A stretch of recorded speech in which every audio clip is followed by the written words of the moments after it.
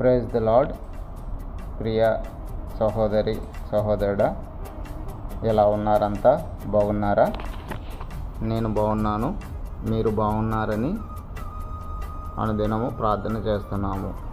ఈరోజు వాక్యము సామెతల గ్రంథము 26:4 నుండి.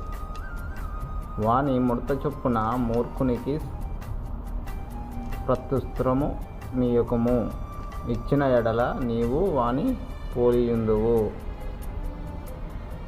దీని సారాంశం ఏంటంటే, మూర్ఖునికి ప్రత్యుత్తరము ఇవ్వద్దు అంటున్నాడు దేవుడు.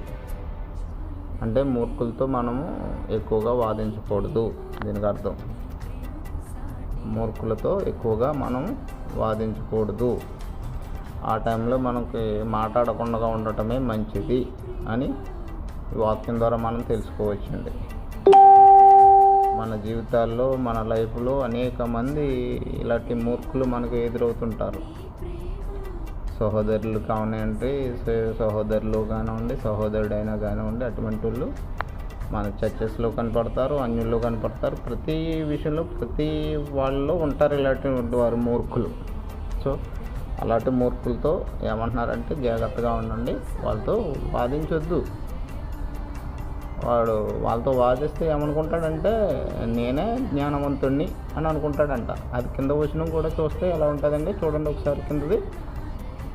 వాని ముడత చొప్పున మూర్ఖునికి ప్రత్యుత్తరము ఇమ్ము, ఇలాగూ చెయ్యని ఎడల వాడు, అంటే మనం ఉత్తరం ఇవ్వకపోతే వాడు తన దృష్టికి తాను జ్ఞాని అనుకును.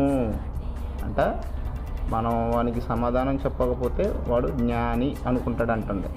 అంటే నాకు మించిన వాళ్ళు లేరు, ఉన్నారు కదా, నేను చెప్పిందే వేదం, నేను మంచోడిని, నేను అసలు నేను ఇంకా దేవుడి తర్వాతే నేను అన్నట్టు కొంతమంది ప్రవర్తన ఉంటుంది స్థానికంగా కొన్ని సంఘాల్లో, లేకపోతే కొన్ని బయట ఫ్రెండ్షిప్లో, లేకపోతే లేదు అనేకమైన సందర్భాల్లో చూసి ఉన్నాము ఆల్రెడీ. ఇటువంటి వారిని సమాజంలో, సంఘాల్లో అనేక చోట్ల అన్నమాట ఇటువంటి వారు ఉంటారు. అందు గురించి జాగ్రత్తగా ఉండమని దేవుడు మనకి తెలియజేస్తున్నాడు ఈ వాక్యం ద్వారా.